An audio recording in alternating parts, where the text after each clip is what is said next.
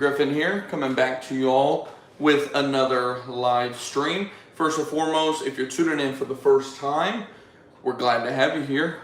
Hopefully you're all having a great weekend or great week if you're seeing this after, the video goes from a live stream to a video. And by the way, subscribe, of course, so you don't miss any of the future live streams. That way, if you have any questions about starting and growing your pest control business, you can get those answered live. Of course, if you're wondering what I have written up here, I actually have our top chemicals that we use the most in our pest control business, broken down literally to our average cost per service. We'll get into that here in just a couple minutes, but I see we have some questions already from Estevan Griffin. As always, nice last name there.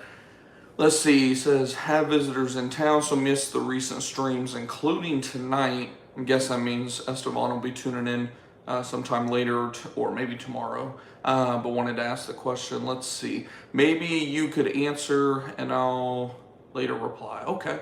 In Southwest Missouri, and about to kick things off, I got a still backpack fogger for mosquitoes. What pesticide would you recommend? Hope everything's well and chat back later. No, I appreciate the question. And by the way, if anybody's tuning in live this evening, shout out to you all tuning in on a Sunday evening. Of course, if you don't know, if you're new to my pest control business, live streams, I do these for your all's questions. So if you have any questions or anything, don't hesitate to shout it out in the chat below. We go over your questions, common pest control questions I get, all of that type of stuff with these live streams. And to get right to it with Estevan's question about what type of pesticide would I recommend for a mosquito service if you're using a still backpack? Really, in all honesty, the backpack and application doesn't really matter to me as much as literally the chemical that we're applying. The chemical that we tend to use the most is Lambda 9.7 CS. We'll use that at our clean out rate, which is about 1.6 ounces per gallon. I don't have that written up here, but that does cost about $4 or so per gallon. It's actually a little more expensive than I thought, which I'll be breaking down. These are the chemicals that we use the most, from our granulars to our liquids. I didn't get everything written down. I was just doing this last night, kind of a cost analysis check for our business. Spoiler alert, Onslaught Fast Cap is probably going to be our new go-to chemical versus Lambda 9.7. Now, Lambda 9.7 is still going to have its daily use on our vehicle, but Onslaught Fast Cap does come out to over about $1 per gallon. As a matter of fact, 90 cents roughly? Yeah, 90 cents or so cheaper than our Lambda 9.7 CS, which was very surprising to me. So that is, like I said, a little spoiler alert for those of you that are tuning in early. Gonna get to see that live, and of course those of you that are watching after it uploads. See, we got 5 of you tuning in. If you're just tuning in, feel free to shout your questions out, but we're answering Esteban's question here about what we use for mosquito. Like I said, Lambda 9.7 CS, which for those of you that don't know what that is, that's pretty much the same things like Demand CS, Seismic CS. It has what's it called, Lambda, I always mispronounce the second word. It starts with a C, like cythufrin or something like that. Same active ingredient, works great on mosquitoes. We'll also use Bifin IT at the very beginning of the season, like super early, April, May, before the season really gets going. And then usually by June, we'll go ahead and switch over to Lambda. And then if the season is really bad, we'll actually switch to One Guard by MGK, which is a little pricey, but it's not overly pricey. As a matter of fact, I believe it's actually about the same cost per gallon. It's about $4 to $5 per gallon. So as a matter of fact, instead of using Lambda going forward, depending on the price, I haven't checked it recently, we may end up just using One Guard altogether and skipping the step of using Lambda. Like I said, it's still going to have its use on our truck and stuff, but hopefully that helps answer that question. In Florida, we use Demand CS. Yep, pretty much same thing as Lambda 9.7, same active ingredient. Demand is just very expensive, is what I've noticed. I forget the cost difference, actually. Let me see. I have my system pulled up here from Vesterus, which is who we use. It's like Pest Web is their actual website. If you don't know about Vesterus and Pest Web, formerly known as Univar, they were actually bought out, I believe, bought out by Vesterus, and now Pest Web is their actual website. So let's see, Demand CS. I just want to see what that costs because it's been a while since I've even looked. I haven't bought it in well, it's actually on sale right now, $4 off in July. Let's take a look at that. So it is $4 off, but wow. If you only buy one individual bottle, $160 plus tax per bottle. If you buy 8 or more, $151 plus tax per bottle. 80 or more, $133. So you have to buy, wow, that is crazy expensive. Because just to put in perspective, to give you all the difference, Lambda 9.7 CS is $82, and this is after tax. It's something like $78 roughly. Let me pull it up here just so I'm not misspeaking. Lambda 9.7 CS is something like 75 bucks. Yeah, $75 and change before tax, $82 after tax.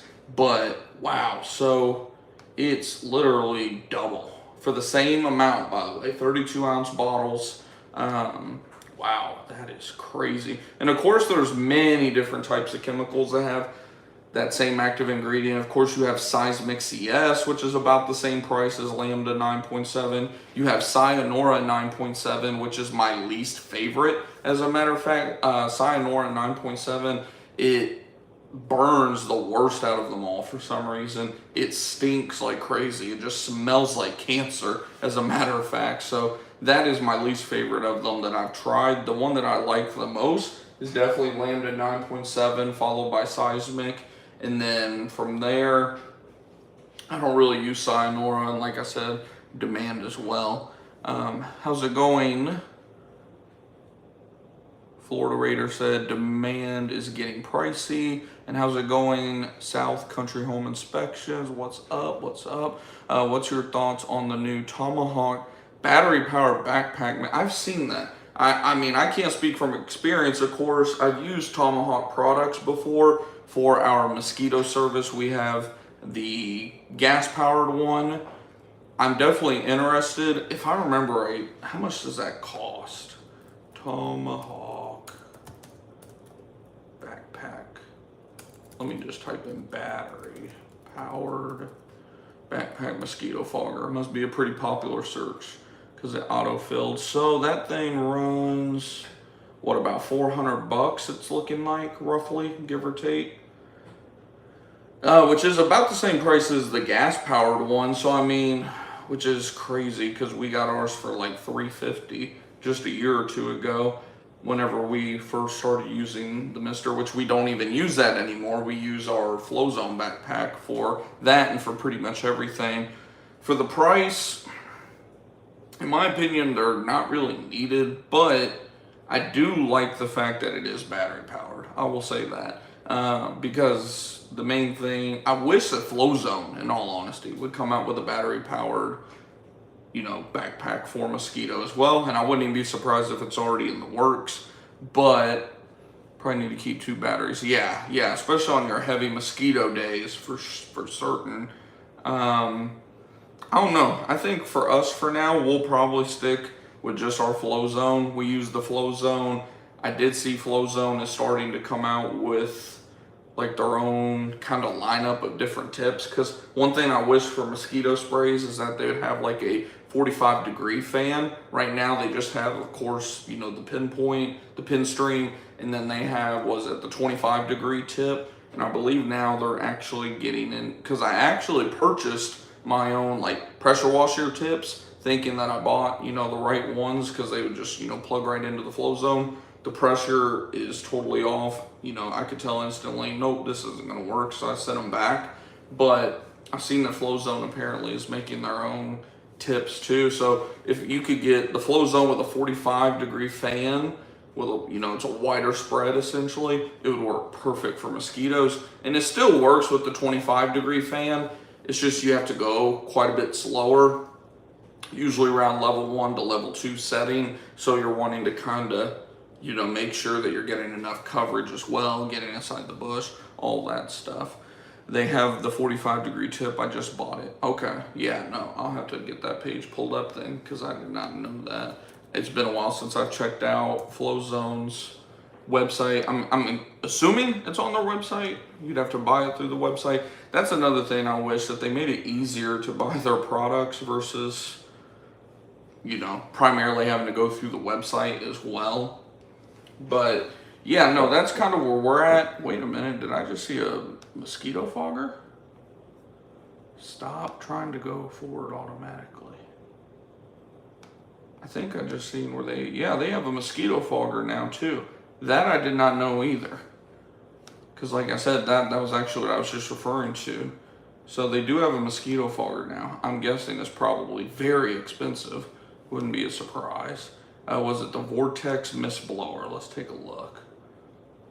I wish I'd done the stream for once on the laptop. I've been doing a lot of these like this lately for you all. That way we can, kind of do 2-in-1, where we can do some stuff on the whiteboard, do the face-to-face interaction, and then I can have stuff pulled up here. But let's see, what does it say? No, not shop all. I want to shop the Vortex Mist Blower. Let's see, the Mist Blower is, oh my God, $1,012. Let's see, with up to 50 minutes of continuous spray time on eco mode. Yeah, they got some work to do on that. Let's see what y'all are saying. What are you using for your, your Actisol machine for these roach cleanouts? I don't have a machine for roach cleanouts. What I do is I literally use my I use a combination of things. And how's it going, Luis? I use our B&G with Alpine WSG mixed with, really you could use just about any type of IGR. We go with Teco Pro IGR. Gentrol IGR works really good as well. I believe it's Gentrol. Yeah, Gentrol IGR goes well as well for German roaches. And then of course we like using baits like Avion, cockroach bait. We also like using glue boards. Cannot stress enough. We call them roach motels. We have the little glue boards that fold up, those little cheap paper glue boards, and then before we fold it up, we'll find the center, what's gonna be down there, and then at the bottom, and then we'll just put just a little dot of that roach bait in the actual glue board, and then we fold it up, and we'll set it in what we call the hot spots, and that achieves pretty great results as well. Those three things, pretty much knocks them out. Assuming the customer is working with us, which reminds me, we have one that we need to do a follow-up on. Assuming the customer is working with us, making sure that the cabinets and everything are completely cleaned out, all of that good stuff, we can usually achieve, excellent results within about 3 treatments usually. We'll do the first treatment, go out 2 weeks later, do another treatment, go out another roughly 3 weeks later after that, do the third treatment. Occasionally we need to do a 4th treatment, but usually we can get rid of them very quick. So hopefully that helps answer that question. How's it going, my world? Good evening. It's got a plastic quick connect. It's on the website and accessories. Yeah, FlowZone's crazy if they think I'm gonna spend $1,000 on their mosquito blower. That's ridiculous. So accessories, batteries and chargers, nozzles and wands. I'm guessing it's under nozzles and wands. Let's see, Luis says, oh man, my neck is stiff today. We had a big skunk job today, by the way. If you all aren't in our Discord or our Facebook group, definitely join those. I believe I got the links in the description. I don't remember if I do for sure. Y'all can check it out if you wish, but I posted pictures where today we caught the mama skunk, and now we're going back to, start getting the babies out of there as well. Or I say babies, they're in that juvenile stage, of course. Cool. What are you using for your maintenance exterior services? Pretty much everything that's up here. It depends on the situation, of course. We don't really use tempered that often. Occasionally we can get it for a pretty good price. So when we do, we'll go ahead and put it on the truck. But primarily, we use Nyban or Entice for our bait. We use Lambda, Onslaught, Taurus for the outside spray. Again, depending on, various things. What are we dealing with primarily? Do we know, is it just kind of a general maintenance? If so, we're using either Lambda or Onslaught Fast Cap. Are they dealing with a lot of ants, specifically carpenter ants, something that's going to be kind of a pain in the ass? We'll go with Taurus SC. I don't know why that says SO there. SC. Taurus SC, we'll use that for, like I said, a lot of ant clients. Well, and then of course tempered too. Tempered's not bad because there are regulations with Taurus, of course, where what we'll do. I don't have Alpine WSG. Like I said, I didn't write everything. This is kind of more so the exterior specifically that's written down right now. We have a whole cost breakdown right here. But yeah, we'll use Alpine WSG or temperate on the inside. Then we'll use Taurus on the outside. If I remember right, if you use Taurus at the quote-unquote clean-out rate, you can only apply that like once a year, maybe? I forget. I thought there may be some kind of regulation with that. Usually, though, if you just mix it at, 0.4 or 0.8 ounces per gallon, that along with what you do on the inside, will usually take care of 95% of ant issues. Let's see. Client has grass spiders around the exterior. Yeah, and that's where setting the expectation too. I always tell our customers a couple things. One, our job as a pest control company is to keep the pests out of your home. We're not going to keep them out of your yard or, from around the outside. We can control them to a certain degree, like especially like spider, webbing. Webbing's a big thing down here. Terminex, for whatever reason, tries telling people that they're the only company that will, clean the eaves and make sure there's no spider webs and this and that, and just complete BS, right? So that's one thing we constantly get questions about from people inquiring about our services. And Onslaught Fast Cap will definitely help big time. Even something like Lambda will help a lot of those cases as well. But like I said, we just did our cost breakdown last night, and Onslaught Fast Cap, if you get it where we get it from, which I can link the website for you guys, in the Facebook group and on Discord for you all, because it's a great deal after tax for us. This is the after tax cost, by the way. $411 for a gallon of it.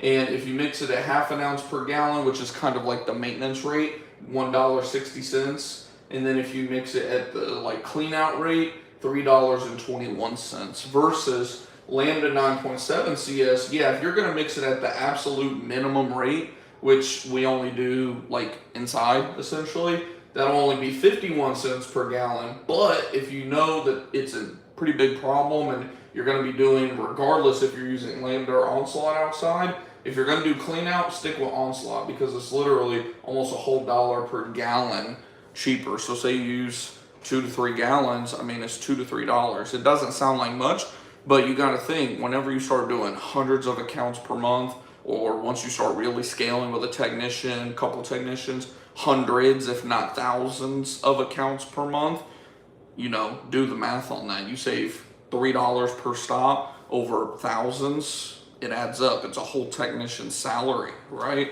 So yeah, that's definitely a switch that we're going to be making. I kind of mentioned that at the beginning of the stream. For those of you that tuned in early on, we're going to use Lambda 9.7 CS at that bottom rate, kind of on the inside, essentially. We'll mix in our BNG for spider issue accounts. And then we'll use the Onslaught Fast Cap at the clean out rate on the outside. That's going to be the big change for us going forward. But back to what I was saying too about what you were mentioning, Luis, about having them outside. I tell them, look, everything that we do it's going to keep them out of the house. Our job at the end of the day as a pest control company is to keep the pests out of your house. Now, everything that we do, you're going to notice a huge difference specifically around the foundation of your home, including the patio areas. You're going to notice a huge decrease in webbing and everything. But if you really want to limit the amount of pests, specifically in your case spiders, on the outside, you're going to have to, one, also have a lawn company coming out and treating frequently, but also we need to be coming out monthly, bi-monthly at the minimum, but more than likely monthly. So this is of course going to increase your costs, Mrs. Jones. I suggest let's see how the quarterly service unfolds, and we can always make an adjustment if we need to. If you decide you want to increase your frequency, we can go ahead and do that for you. But I just want to set the expectation up front that pest control companies, regardless of what anyone tells you, any salesman from any other company tries to tell you, our job and our chemicals are designed to keep the bugs out of your home. It's not going to keep them out of the yard. They live in the yard. Not to mention, if we were to put down the amount of chemical it would take to keep them out of the yard, we're going to start damaging the ecosystem. Because imagine if we did that for every single customer across the US, what effect that would have, right? So sometimes you just got to set expectations with people. And if they're not okay with that, then, go be a future 1-star review for somebody else. Like I tell everybody, we have nothing but 5-star reviews for a reason. It's because we set the expectation the best that we can. And, if you're not willing to accept that expectation, then there's nothing we can really do for you from that standpoint, if that makes sense. God, I need a chiropractor adjustment so bad. Let's see. Baiting is the way to go for German roaches. Done right, you can knock out a heavy infestation 2-3 treatments and glue boards for monitors. Yep, that sounds about right. Yeah, we still do the spraying method as well, just for kind of a more so immediate effect, because of course people freak out about those German roaches. But yeah, no, that sounds pretty spot on with what we do as well. How's it going, Eric?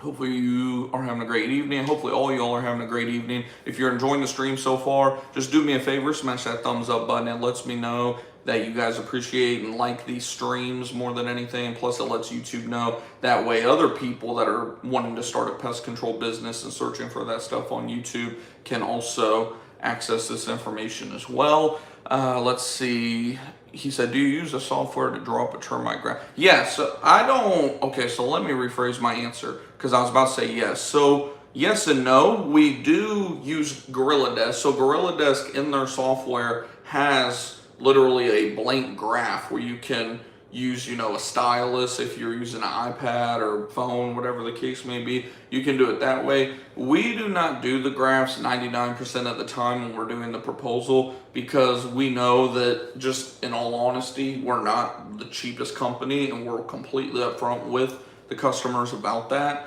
So with that, in my opinion, why am I going to spend all this time graphing it out when there's literally about a 60% chance they're not going to go with us? We only close maybe 30 to 40%. I would say it's close to 50-50, but like I said, just under 50-50. We only close about 4 and 10, 3 and 10 of those ones that we pitch. So I usually just take my measuring wheel and measure around it. I still measure it accurately. I'm not just running around the home real quick. I still take my time and do it accurately so I can get them an accurate price, of course. But I don't graph it until we are out there getting ready to do the job. I'll graph it before we get started, because that also allows me to know too, right, how much chemical to the exact gallon that we're going to be using. Because of course there's areas that we skip, like the garage door space. Obviously you guys know. But whenever we price it, we price every linear foot of the home, right? And I'm sure a lot of you guys do too. But yeah, like I said, we're not gonna. I did it first. I did it probably 5 or 10 times, and then after that, somewhere between 5 to 10 of them, I was just like, why am I doing this whenever a lot of it's for no reason, right? work smarter, not harder at the end of the day. But yes, we do use Gorilla Desk for pretty much everything, and that's included as well. You just go in there. It's a document type that you can add to the service or to the account. You would just add it. It says plain graph or open graph, something like that. And like I said, you click on it, it just pulls up a completely open graph that you can literally not just create the graph in, but you can actually like make shapes. You can type text on there. Hell, you could put emojis on it if you wanted to. It's a pretty cool tool in there overall. Like I always preach to you guys, Gorilla Desk is hands down. And again, I'm not affiliated with them whatsoever. They just have hands down, in my opinion, my experience, the best pest control software, top to bottom, hands down. Is it perfect? No. I mean, every single software has, that one or two things that you're like, damn, I wish this was different. But the good thing is like they are literally week by week improving it, adding new features to it, and they're not even increasing the price on top of that. It's been $99 since before I started my business 3 years ago. It's still $99 today. Man, Gorilla Desk, hit me up. Y'all need to start paying me for, giving you all these shameless plugs. What do you think about? Oh yeah, no, I'm in wildlife. Like I said, if you're not in our Facebook group or Discord group, you probably didn't see it. But today we're dealing with a skunk job. I caught the mom. We literally set the trap about, I guess, just over 24 hours ago now. It was late afternoon. It was a neighbor of mine that lives like 2-3 minutes away, and yeah, it was definitely, I could tell it was skunks immediately. She has one of those patios that are extended out to the backyard. They dug underneath the patio from one side to another. I was like, yeah, that's 100% mama squirrel. I was like, she's probably already given birth just based on my experience this time of the year. How many are there? Probably not too many, but it's hard to say. Sure enough, this morning at around 8 a.m., customer texts me that they are caught. They can tell there's babies. They thought there was only 2 or 3, and I was like, from my experience, there's usually more than 2 or 3. Sure enough, I got out there. There's, just from what I've seen, 7 or 8 babies. So, yeah, no, that's definitely a fun one. We caught the mom first. You almost always catch the mom first, from my experience, which kind of sucks. I get it because, the mom goes for the food and stuff like that. But it does kind of suck to catch the mom first, just from a, me feeling bad for the little guy side of it. But we got her relocated, went and got our new can of sardines to throw in the trap again. And from what the customer is telling me, they've actually been in the trap. Like some of the little ones have. They said several, so at least 3 or 4 of them, right, have been in the trap. But there's so little that they haven't set that trap off yet. So I told them, I was like, this is kind of part of the process, I mean, like I said, if you're in either the Facebook group or, Discord group, you've seen the pictures. They're, would fit in the palm of your hand. They're pretty small. They're probably anywhere between, I would say, about 8 weeks, roughly, somewhere around there. And yeah, like I told them, I was like, what's probably gonna have to happen is either they're gonna have to hit it at the perfect, all of their body weight on there, or like 2 of them are gonna kind of have to be, because of course, if you know anything about skunks, they're very, they run in packs. So I was like, they'll go in there together and boom, set it off at the same time while they're in there. So what do you recommend? So that's one thing we don't deal with. We don't deal with groundhogs. We don't deal, like down here, it's not that I just don't deal with them like as a business, but we don't actually have a big problem. At least I've never really received calls for them. And from what Google Trends shows, they're not a problem here in the Dallas, Texas area. Groundhogs as well as moles, that's another one. I actually just had a customer in northwest Dallas, which is Flower Mound is the actual town this guy lives in. He's been dealing with a mole problem actually for a little bit. I just noticed it because his grounds in his front yard were feeling pretty mushy. And I was like, hey, I think you might have something going on, just because I lived up in the Midwest and we deal with moles and stuff up there all the time.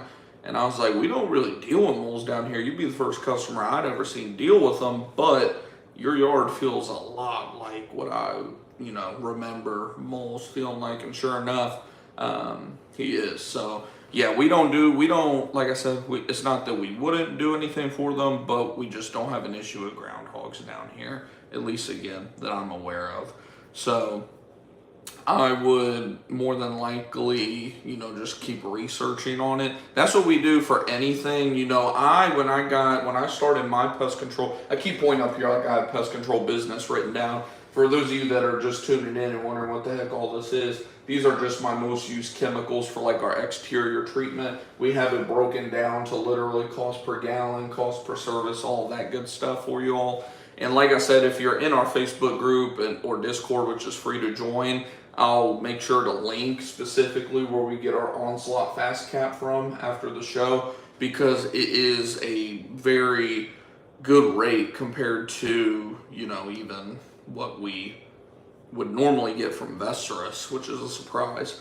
But like I was going to mention, Luis, is when I started my pest control business, I had zero wildlife experience. I was actually more of kind of like a, quote unquote, I wouldn't say girly girl, like I'm not scared of them or anything, but my first couple like live trap jobs, I was kind of like, just like timid, like I'd done all the research, watched all the videos, like I'd probably done at least 40 to 80 hours of just research and watching content on, what to use for every type of rodent that I would come in contact with.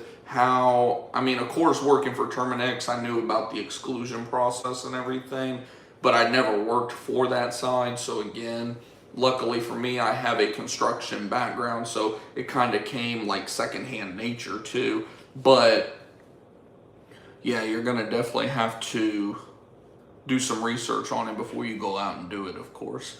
Let's see, South Country Home Inspection says, hey, I know on Facebook you said that you go by the size and complexity of the house for pricing rodent exclusion, but do you have a base price?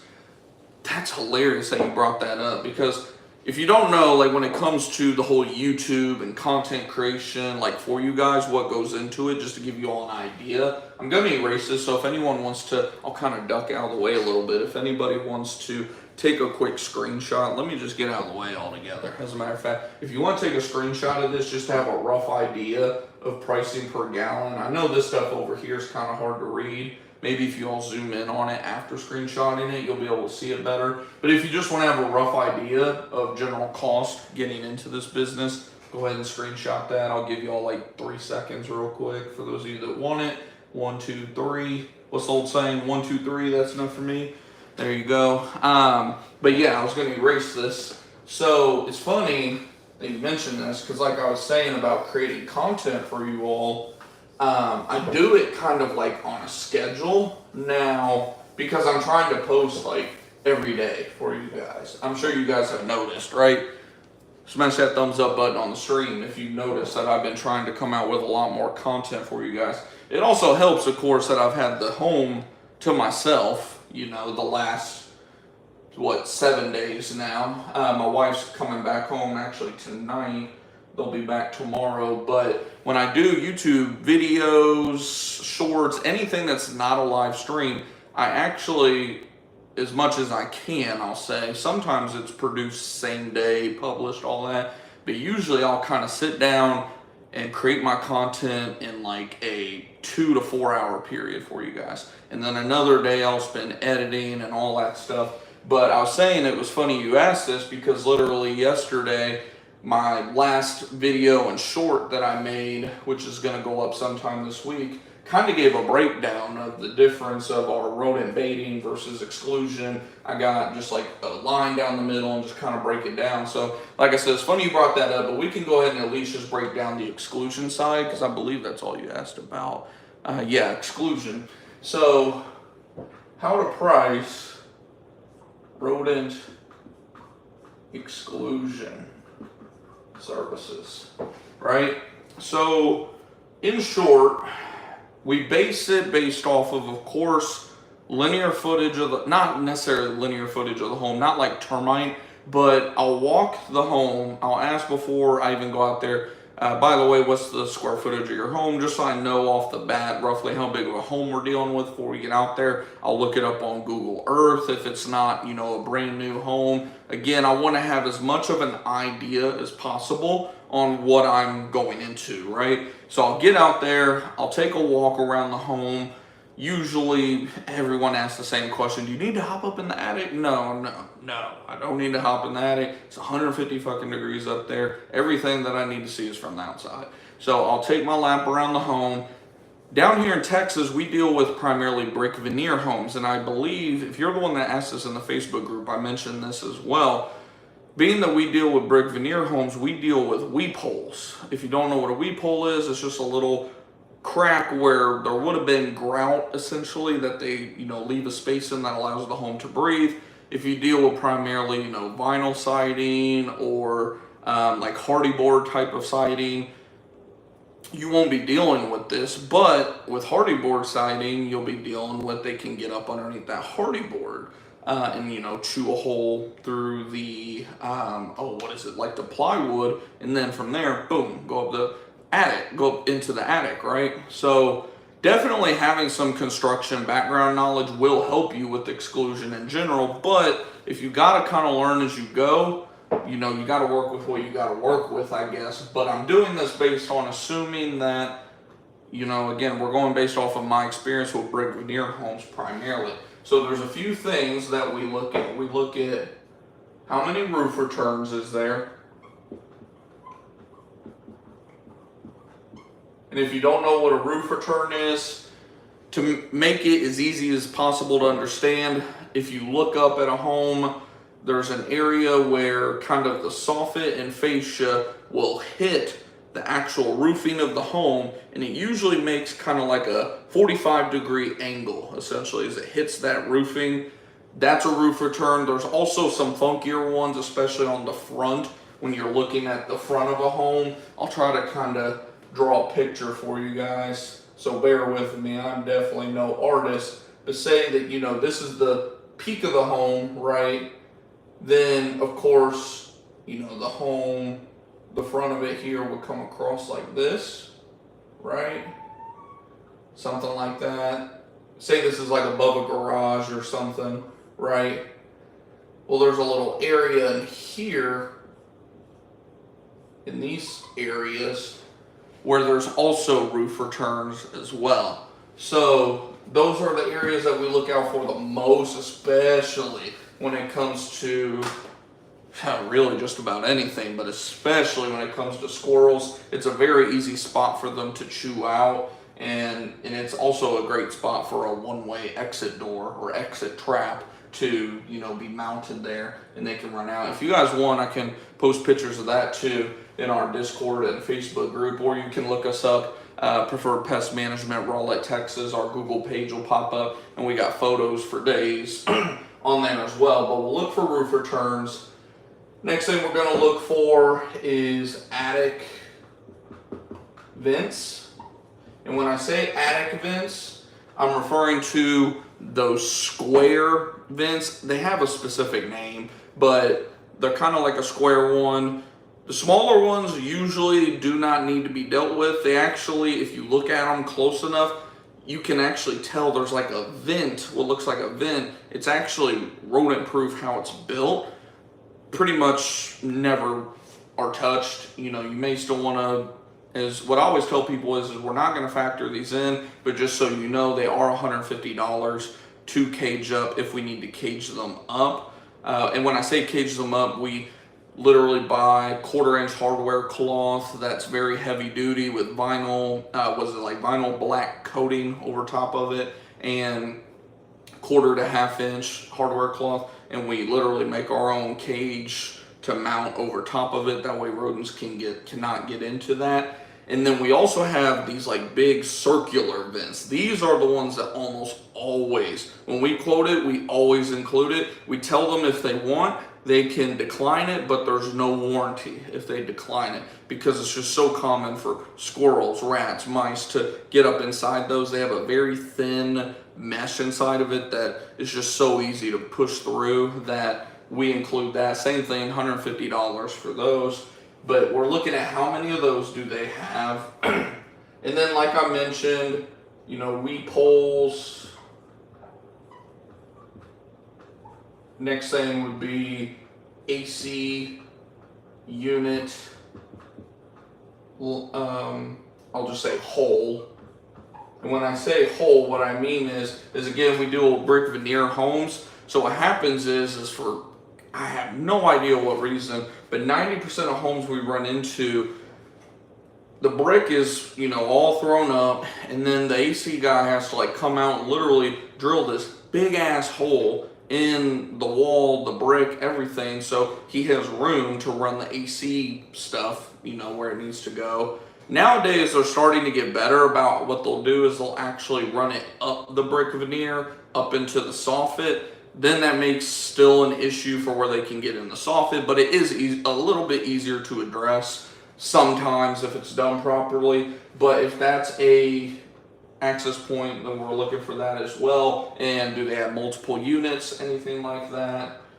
Another thing is, like we said, is there hardy board siding? Because down here in the Dallas,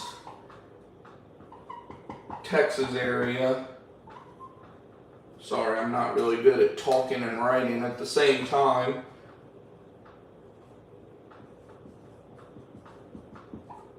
Down here in the Dallas, Texas area, we have a lot of homes where, for example, even on my own home where my office is right here, as well as in my kitchen, we'll have like a bay window that'll kind of shoot out from the brick veneer, and it'll be made with like hardy board. As a matter of fact, my neighbor's home, I don't know if you guys can see, I'm gonna try to move you all without dropping you all. I don't know if you all can see through my blinds, but they have a little bit of a hardy board setup right there as well. Hopefully I don't mess up my setup here by doing that just then. But yeah, so we look up underneath those bottom points to see, is there any type of entry point? Is there any grout? A lot of times grout will fall out at the top of those as well. So we're looking for that. I'm trying to think. Oh yeah, and the garage door. Garage door entries, you know, of course, if you know anything again, at least about the Dallas, Texas area, how they build these garage doors is they'll cut a little 45-degree angle. Again, I'll show you guys like a little example. So say this is your garage door, right? Say the ground is right here. Well, instead of running this board all the way down, they'll cut a little 45-degree angle out of it, which it still runs to the ground, but it creates a freaking rodent entry point that, you know, rats and mice and stuff can get in. So what we'll do is we'll seal that up, usually from the back side of it, if it won't affect the garage door shutting. If it does, then we'll have to actually fabricate a piece that looks neat that'll go right there. So if that's the case, we'll charge more. If it's easier, we'll charge less. I think that pretty much covers it, because with the hardy board, I already mentioned grout falling out. That's another thing we keep an eye on. Oh yeah, lastly, freezer board. If you don't know what the freezer board is, the freezer board is the area, so you have your soffit, and then right below the soffit that runs along the brick veneer all the way around the home is called the freezer board. So we'll run that all the way around the home. Not we run it, it runs all the way around the home. So we'll check as we walk around the home, look up, make sure is there any gaps from the home settling, because homes are always settling, especially down here in Texas with the soil, homes are just always settling, right? So we look out for that. That's included pretty much these things up here, from what weep holes down to the freezer board. We classify that as groundwork.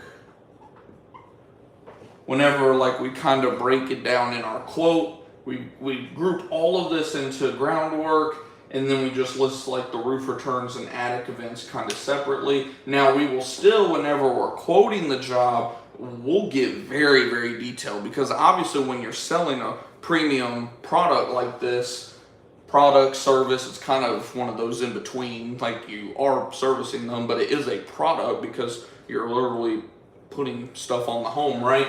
But when you're selling a premium product, service, whatever you want to call the exclusion service at the end of the day, whenever you're selling it at that price, they're going to have to justify that price, right? So we will go down, we'll break this down even further and go just detail by detail. That way they see, wow, like I'm getting a lot of shit out of this service. Like there's a lot, like no wonder they charge so much for this. So if you're wondering kind of the general pricing on that, pretty much like say a customer is just kind of wanting to do the bare minimum, like they're not wanting to go through and do all that stuff. They just know they have this one hole that they want us to fix. Regardless, if it's something that's going to take us 5 minutes or it's going to take an hour, we're going to charge those the same. That's pretty much going to be for me to get my technician out there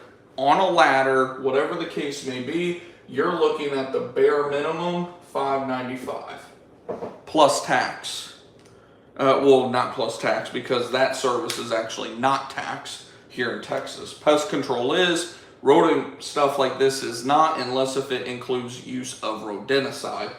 Doing something like this, it falls under like construction, contract work, which is not tax. Little Texas sales tax hack for those of you that are in Texas specifically. But for that, I don't need to erase that. What I'll say is, you know, this is kind of the quote unquote, you know, one patch, essentially.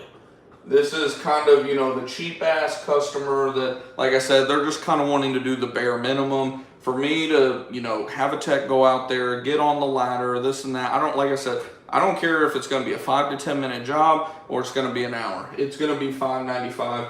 And if it's going to be anything more, then obviously, you know, price goes up from there, right? Common sense business, right? So we'll just put a little plus sign there. And then we're not plus, but, you know, on up. $5.95 on up. Now, say we're doing a, what I would identify as a standard home. You know, it's got a couple roof returns, got, you know, average amount of groundwork. Like I said, just overall average amount of stuff. Usually this is going to be anywhere, this is the widest range of them all right here, but usually this is going to be somewhere around 1,100 to 1,600. And then, like I said, this is kind of like a average, if you want to say average.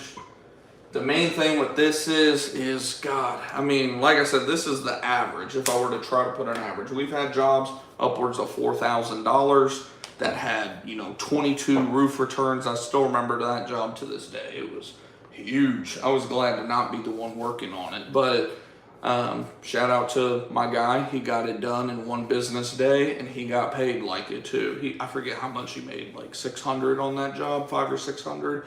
But yeah, no, like I said, if I were to put an average on it, you know, smaller home, average home, probably less than 3,000 square feet, definitely in most cases less than 3,000 square feet. The main thing is square footage really doesn't apply too much. I literally only ask for the square footage primarily to know what we're running into in terms of the groundwork side of it. After that, everything goes out the window, because I've had some small homes that were literally 2,500 square feet that had a dozen roof returns on them. And the roof returns cost $75 to $85 per roof return to get them sealed up. So you can see how, you know, someone has 2 roof returns, and we have homes that have none. And those are the customers that, you know, they pay the least. They're usually around like $1,000 roughly, something like that. But, you know, a home has 2 roof returns, that only adds, you know, roughly $150 or so to their price. Where if a customer has 20 roof returns, obviously that's literally, that alone, you know, hits the upside of that, right? The groundwork, we pretty much charge, you know, I'll add that in here too, just to kind of break this down a step. You know, groundwork is minimum usually 500 to usually 1,100. When we're like kind of breaking down the price, I'll put that here. Groundwork. Like I said too, roof returns are usually $75 to $85. And you're probably wondering why is it not the same price? Well, some roof returns require more work. If a roof return just requires basic inside patching, that's going to be the minimum. If it requires the soffit being patched as well as the fascia being patched, it's obviously going to cost more. Like, it's not cookie cutter. Last thing, of course, would be kind of like your vents. The vents, like I said, pretty standard, somewhere right around 125 to 150 per vent. And the reason I said 125, because I mentioned 150 earlier, there's also turbines, which are technically, a vent that's on the roof. Turbines will usually do those. Sometimes if they're getting hit over the head and they just happen to have 2 turbines up there, I'll just throw them on for 125 for both of them. I'm helping them out a little bit because, if they got 15 to 20 plus roof returns, they've got a considerable amount of groundwork. They have a one-way exit trap that's set up that we're going to have to come back and take off. All these things are just literally beating them over the head. I'll do them a favor and, combine both turbines for just 125.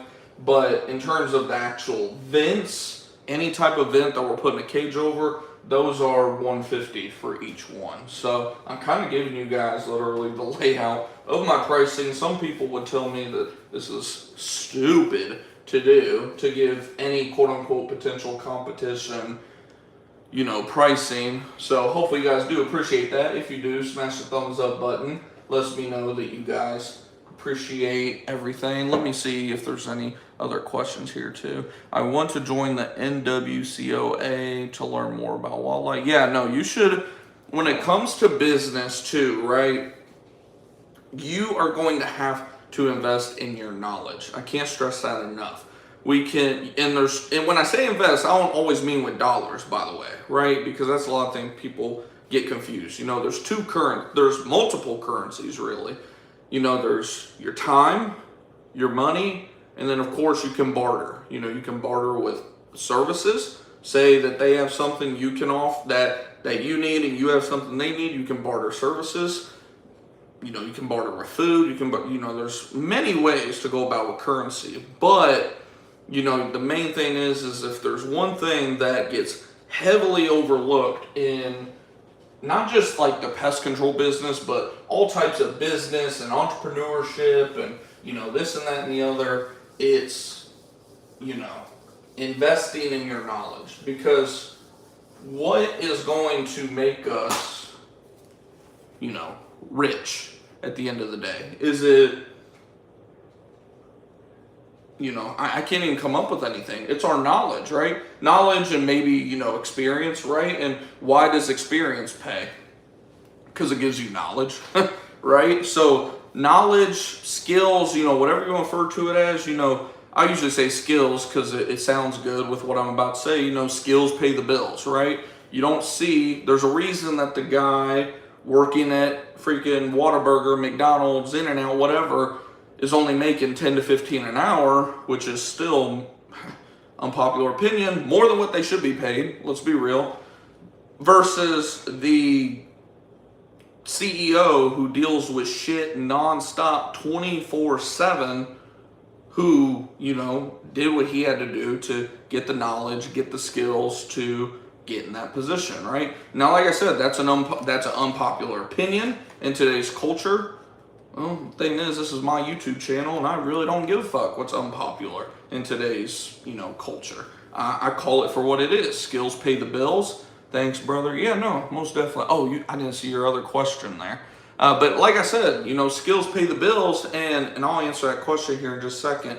Skills pay the bills, and if people aren't willing to accept that, then they can accept being poor. It is what it is. So definitely, if you think I haven't heard of that, the NWCOA, but if it's something that you think can benefit you, that's another thing about owning a business. you can write it off. You know, that's what I always tell my wife. Like, there'll be things that I'll purchase that I'll be like, wow, this was a complete waste of my money and my time. But at least I get to write off, you know, what I paid for it, if nothing else. So, you know, and when I say waste of time, I usually say it's a waste of time if like I come out with only like one thing from it. Because to me, like, I like coming out with multiple things. Like, it's just, you know, my mindset. I like learn. It's usually things when it comes to learning, like skills for the business, or, you know, skills for creating content for you guys, whatever the case may be. You know, always looking to invest in your skills and all that good stuff. You said what are the materials? That's one thing I've been trying to work on, is cutting down on the uhs and ands. What are the materials you usually need for a premium exclusion service? Now that's a good question there. For that, I'll answer it, but I'll probably do a separate video for you as well, just for you specifically. I'm sure it'll benefit lots of other people that are looking to get into the wildlife side specifically, because there are definitely tools that make the job easier. So I'll definitely make sure to do like a video where I actually go, not live, but like I'll do a video from the laptop where I'll just break down literally what the tools look like, what to search for. That way you can literally go in your Home Depot app or whatever, wherever you guys go for your tools and stuff, and just literally create your cart. Yeah, that'll probably be a cool video actually, like create a Home Depot cart with me or something. But in terms of tools, I guess I'll put exclusion up here again. Exclusion tools. And if you all don't know what the word exclusion means, because some people in the pest control industry, you know, don't really mess with a lot of wildlife, exclusion just means, you know, sealing up. It's like a fancy term for sealing up the home for rodents, essentially. So exclusion tools, you're gonna need some snips.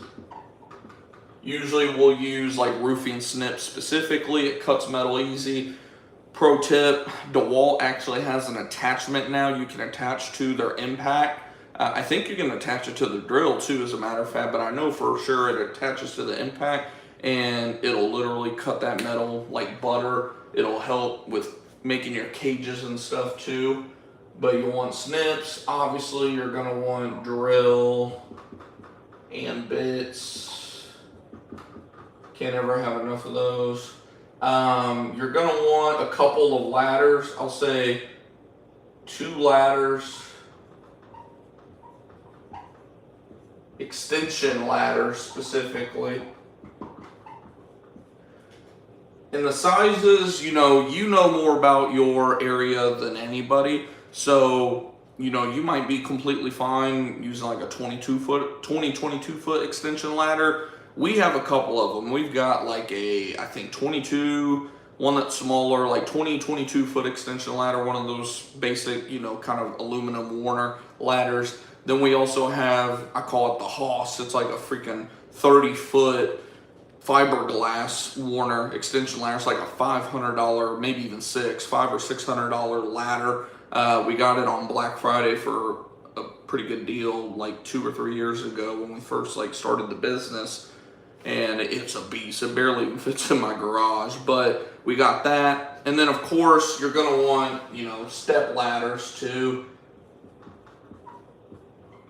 And step ladders, these are more so, again, up to you. I suggest having at least 2. One that's like 6 foot, 4 foot. Another one that's like, you know, 8 foot to kind of get up in those eaves and stuff, or not eaves, but the soffit area and stuff like that. For, like I said, if you're working on brick veneer homes where there could be a gap in the freezer board, you can seal that up a lot easier.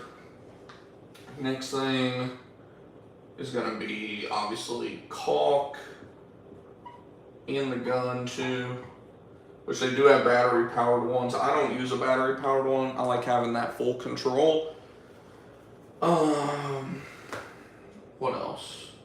Oh yeah, from the OSHA side of things, if you start hiring people to do this for you, you're gonna need stuff like, oh my gosh, I can't even think of the name of it now off the top of my head.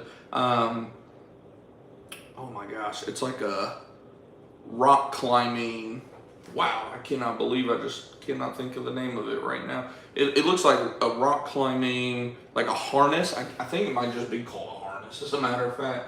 A harness. Hope I spell it right. What else?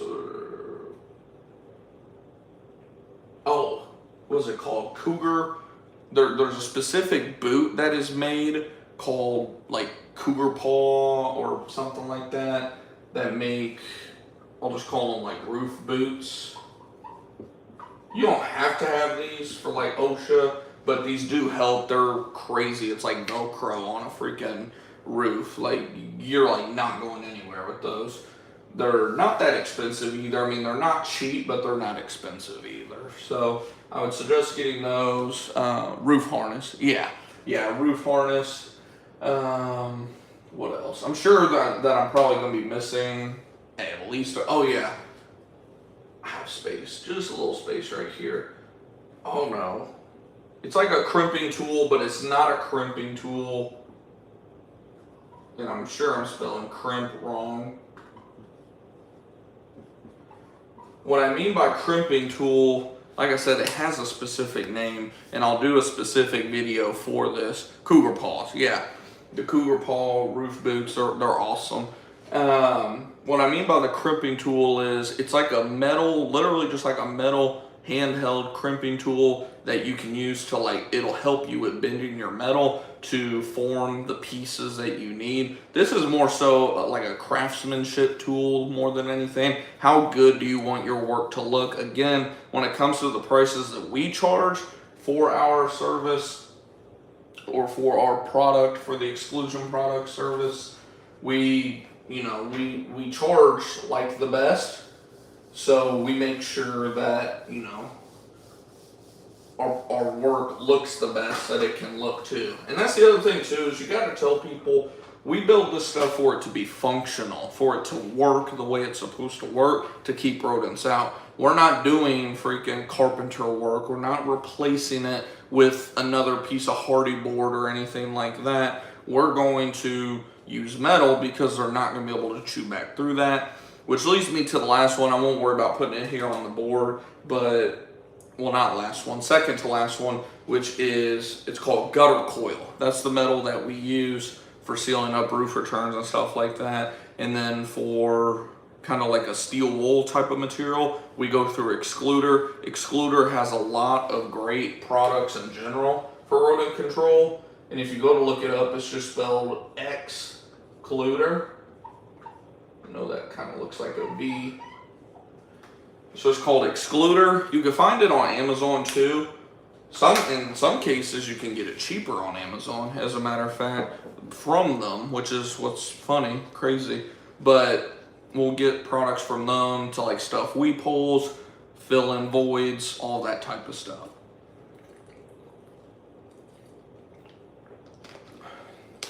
So hopefully that helps answer that question.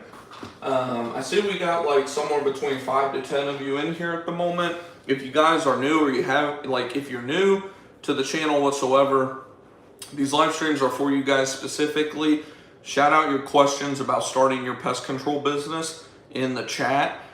And it doesn't even have to be like pest control business related. It could be just business related in general, something that applies to all businesses, like, I don't even know, like insurance or accounting or, work, the quote unquote work-life balance, which most of you probably won't like my input on work-life balance, but you can ask away about that. Any questions you all have whatsoever, just feel free to shout it out in the chat and I'll be sure to answer it for you all. I'm gonna move us a little bit. There we go. I knew I fell off. I was like, man, I keep hitting my damn, I have a desk right here, my work desk, and I kept running into it. And then let's see, I always like to break down common questions too, which I was unprepared for once. I didn't have your all's questions loaded up. Let me get them pulled up here. And like I said, if you have any questions, drop them in the comments. Have any comments, drop them in the or in the chat. How long have you been in business? I've been in business for about 3 years. It'll be 3 years and about, 2 to 3 months. We will have been in business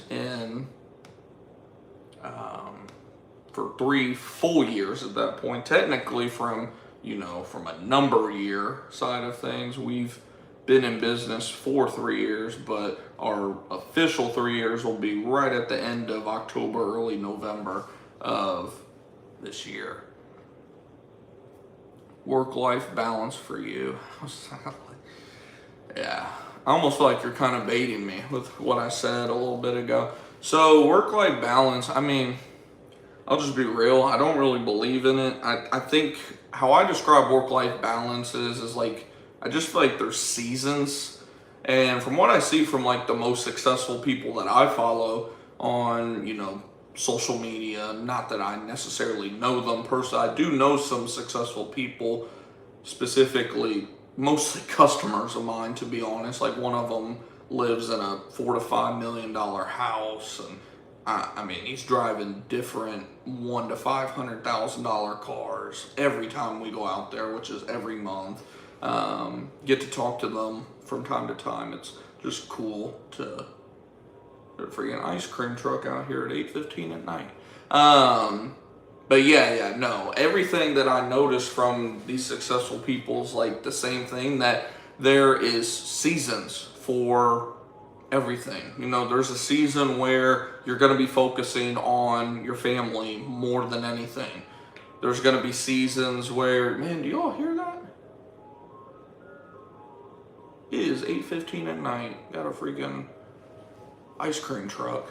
But like, does that make sense? Like, there's seasons where you're going to be going all in on your family. There's going to be seasons where you're going all in on the business and the family. Not necessarily they're neglected or anything, but I mean, I'll be completely, like, I'll say what everybody's afraid to say, in terms of like relationships. Like, there are a lot of nights where, my wife goes to bed before I do. And like, she's out asleep way before I get in bed to go to sleep. Ice cream, yeah. Like, just I do miss some stuff. Like, it is what it is. Luckily, my daughter, that was the thing that it seemed like such a blessing in my opinion when I did lose my job at Terminex, was my daughter was so young that I was like, if I had stayed at Terminex, who knows, I knew that of course I was going to start the business, but when? Because I kept saying, we need the insurance, I need to save up more money, this and this and that. I was waiting for it to be perfect, which that's one thing I stress to you guys, because one of the most common questions is, how do you know when to pull the trigger and go full time? There's a lot of you in here, as a matter of fact, maybe not on this live stream, but you may be seeing it after we're live and we go up, it's a video now, but just you're in the comments even on other videos, because I have comments pulled up here right now that we'll get to as well. But a lot of you are part-time and you're like, how do you know when to go full-time? You just fucking do it. Like, there's no, when do you know the right time? There is no right time. You just do it. The best time, the right time was yesterday, as a matter of fact. The next best time is right now. Like, that's always going to be the answer for me, because that's the situation I was put into. I was waiting for that golden moment that like we're all waiting for. And I think it's like our employee mindset that like we have to reprogram. And I think finally, after almost 3 years in business, like I've been reprogrammed to like, I take more risk now than ever before. Like, I will literally just throw $1,000, not literally away, but I'll be like, hopefully this works. If not, shit, it sucks, but hey, it's a write-off. It is what it is. Like, I'll look at the bright side of it. I'm not worried about, man, that $1,000 I could have put in savings. I could have put, an S&P 500 index or whatever the case may be. Like, you just got to hop in and do it. That's not necessarily from the work-life balance standpoint, but like I said, that's kind of the blessing that I had about just kind of be thrown in to the water, ice cold water, was, oh yeah, I know where I was going with that point. To circle back to the point, it was a blessing in disguise, because my daughter was, a year old. Had I stayed at Terminex for who knows how many more years, I would be doing everything I'm doing now to set the foundation, because there's no avoiding setting up the foundation when it comes to your business life. In terms of you're going out here and starting a business, the work has to be done. It doesn't matter if it takes you 5 years to set up the foundation, or it takes you a decade to set up your foundation, or if it takes you less than 5 years, it takes you a year or two to set up the foundation. It's going to take work and money to set up the foundation. And what I'm getting at with the whole work-life balance thing is I'm glad that I have a newborn and a daughter that's only like 3 to 4 years old, who they're not going to be old enough to even really remember like the fact that I was just work. Are there days where I'll look back, real talk, through my phone, like my memories on my pictures, and I kind of sit back and I'm like, fuck all this shit. Like, I just need to sell the business, just do it all, and just, invest all that money and just live off that and just be with the girls all the time. Because for those of you that don't know, I just have 2 daughters. I don't have a boy yet. I'm shooting for a boy, but right now God's like, man, I must have pissed him off when I was younger or something. But, I have those days where I'll look through and I'll be like, man, like, I don't, it's not that I miss that time. So obviously these are pictures that I took for the most part. Some are my wife's, but most are, it's from my camera roll. So most are the times where I'm there, but I'll see it and I'll just be like, look at how much fucking time you missed, man. Like, so it's a trade-off, but there's seasons to it. And like I said, how I look at everything is the glass half full as much as possible. I don't dwell on, the negative, because I'm a strong believer in your power of your subconscious mind, negative energy, positive energy, momentum, all of that stuff. And there's seasons for all of this shit at the end of the day. And I know that, hey, God blessed me with this. God blessed me with the timing. I've never been fired, like, at all. And I got fired from that job at Terminex, and the timing was perfect. Like, God knew what he was doing with that. He knew that, hey, your daughter's 1 year old. He already knew, hey, you're going to have another one 2-3 years from now. Like, they're going to be young through this process. So you're still going to have time to do what I believe is everything that counts, like the, father-daughter dances, the, first days of school, if they even go to public school at this point, because we're not leaning towards that. But, just everything that matters. Like, I'm not going to miss the most important stuff. That's why at my age right now, I am busting my ass literally every minute that I'm awake, thinking about the next thing, not idea in terms of thing, but just the next move. Because I know, like, I'm just putting another brick in the foundation.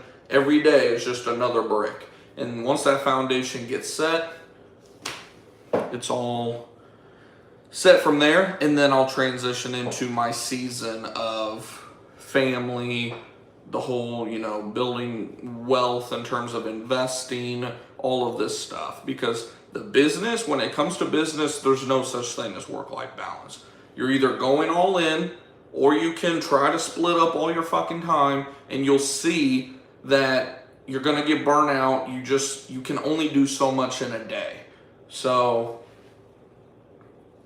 I could go on like a whole 1 hour rant on it. I've already been going for probably 5 minutes or so. Let's see. Winter time, slow season. Yeah. I jumped out there on faith and never looked back. Good job. Good job, Burley. I think you might be a new viewer. So shout out to you tuning in this evening. 25 years later, still going. That's awesome. Got a vet in the house. That's awesome. Yeah, no, I always I love too hearing, like, having you guys mention it even in the chat or in the comments, stuff like that. Stuff that, it's easy. People think it's like easy for like me because like I'm on YouTube, that, oh, well, I mean, he's probably got money from, YouTube and on. No, guys, I make zero. I don't make anything from YouTube. If anyone thinks I'm BSing, like, you have to have it's called the watch hour requirement. You have to hit 4,000 hours of watch hours of people watching your content before you can make anything from YouTube. Last I checked, we were at like 2,800 hours. So that means, and by the way, it's a trailing 365 days. So anything that was watched 365 days ago, today, that's going to drop off. And then whatever was, viewed today would be counting tomorrow, et cetera, et cetera. Point being, I got a long way to go before I'd be making anything from YouTube. And of course, you guys know I don't have any courses and shit that I try to force on you all or any of that BS. Like, my business is everything. So, but my point with that is that there's people that when they watch people on YouTube or listen to podcasts or whatever, they think, oh, well, it's easy for them. Like, people do this, people do that. But whenever I actually have people in the chat or in the comments saying, hey, I did it, what he's saying is true. I've been doing it, like Burley says down here, 25 years and still going. Like, having other people say that, like, I'm hoping that it helps you all build that confidence that if you're on the fence or you're doing what a lot of you seem to be doing, which is doing it part-time, burn the ships and go all in. Because once you do that, like I said, are you going to be nervous? Are you going to be scared? Are there going to be days that you're just like, fuck, I don't know if this is going to work. Man, what the hell am I doing? Yes. I'm sure Burley probably said the same thing.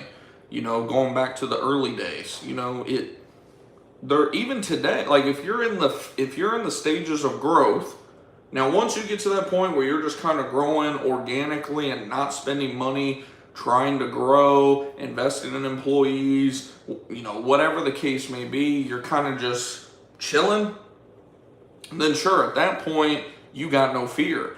But when you're in that stage, I think I have a reflection coming off my computer a little bit there. When you're in the stage of growth, depending on how lean you decide to be, you're always going to have some fear. I personally like it. I like being lean. I never like having a bunch of people say you should have 3 to 6 months of savings in the bank, blah, blah, blah, blah, save for a rainy day. Fuck that. Don't get me wrong, it's not a bad idea if nothing else to have maybe like some credit cards on, locked away in a safe.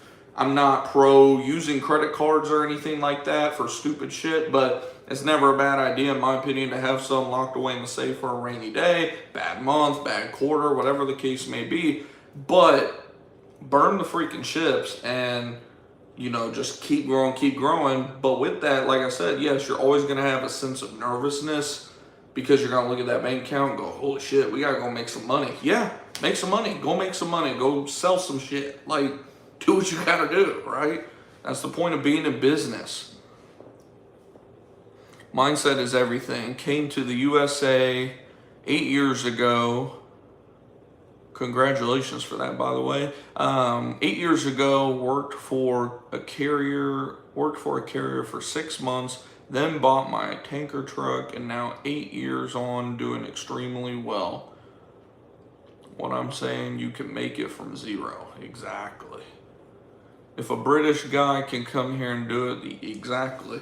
Yeah, I mean, and a lot of people, and by the way, if y'all are enjoying this stream, just do me a favor, hit that thumbs up button. It lets other people that are looking to start a pest control business, or maybe they've already started, but they want to learn how to like grow their business to 6+ figures. Helps them like find the channel. So if you're enjoying the stream, found any value of it so far this evening, just do me a favor, hit that thumbs up. Hopefully they make it easy to find and whatnot. I don't watch a lot of live streams actually, so I wouldn't know, but if it's easy to find, just do me a solid and hit that thumbs up. I appreciate it in advance. But yeah, like what you were saying there, Nomadic Brit, is what a lot of people say, about, especially down here in Texas. Like, I'll run into a lot of Hispanic business owners and they despise like the culture that's going on right now about just like, oh, like you can't make it in today's America, blah blah. They're like, shit, I'm illegal and I'm making it. No, like not all of them obviously, but I've had some of them literally say like, shit, I run an all cash business and I'm doing just fine. I'm like, I know what that means. But No, I mean it's just cool to see. Like, it doesn't matter where you came from at the end of the day. If you're willing to just take that step and dive in and trust yourself, trust the skills that God gave you, the motivation, the drive that God blessed you with, you are the only one. This right here, the thing that is in between your ears, as a coach once told me, that is your biggest limiting factor, but also the biggest upside potential. It's up to you whether the thing in between your two ears is either going to hold you back or help you go forward. It's a grind for sure. You'll have to wear all of the hats. Yeah, especially early on. Yeah, early on. I mean, that's why, like, to me, my main goal this year was like, I got to get somebody hired. I was like, I'm stretched too thin. You know, if you want to talk about work-life balance, you want to try to get work-life balance while growing your business, learn how to delegate. Word of the night, delegate.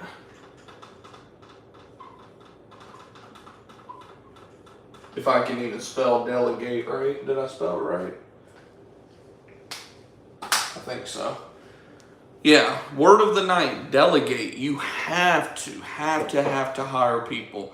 Now, again, if you're just looking to grow a solid 6-figure business, one-man show, kind of, you know, replace your full-time job with a full-time career in terms of a one-man show business, then you can definitely do that and make $100 to $200. I know some guys even making $300,000 gross sales, not net profit, but gross, because that's another question I get all the time. Is this gross or is this net?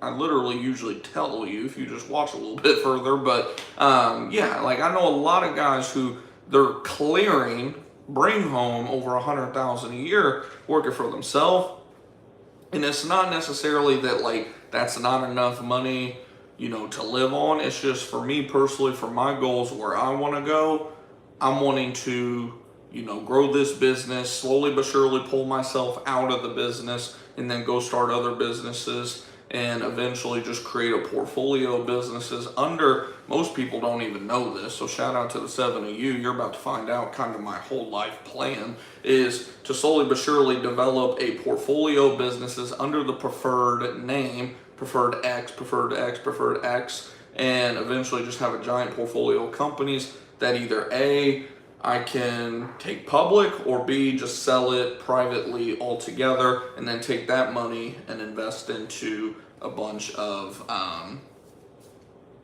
multifamily real estate. That's kind of my big play overall, like for my long term. We're talking super long term, by the way, because I'm only 26 years old. So again, time goes into that as well. How much time do you have available? You know, in terms of a lifespan, right?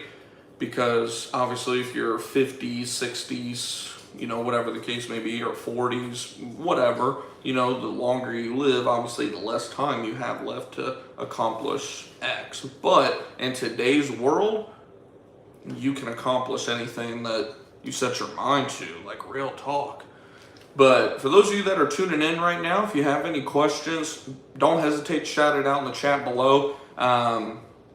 Word of the night for your business is delegate. We're just starting to kind of hop into that subject a little bit. What do we mean, by the way?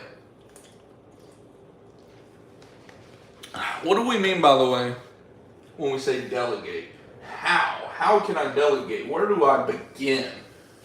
This is a good video topic, actually. I'll probably even do a future video on this because I know most people, they never watch a stream like in full or anything like that. But I'll probably do this for like a video and podcast topic. By the way, speaking of podcasts, let me know, you all, in the chat, did you know that we also do have a podcast? I got a feeling most of you didn't. I'm starting this upcoming week, going to be much better about having the uploads transcribed and also in the podcast format as well. Of course, there's YouTube Premium where you can, you know, shut off your screen or whatever and listen to it like a podcast. But I know almost nobody has YouTube Premium, so I wanted to upload it onto like Spotify, Apple Podcasts, all that stuff too. Let me know in the chat while I'm writing this down for you guys. If you guys knew that we had a podcast. So, like we said, where do we want to start with delegation? I'll say where to start. Where should you start delegating first in your pest control business? To me, the most important thing to do first is get yourself out of the field. So what does that mean we need first? Technician. Oh, I bet some of y'all weren't expecting that, huh? A lot of people say, oh, I need a secretary. I need this. No, you don't. No, you don't. Your most valuable asset as a business owner is your time. Where is your time better spent at? Out in the field, spraying the home, doing everything, busting your ass in the heat, whatever the case may be? Or is your time better spent answering phone calls, being able to answer the phone?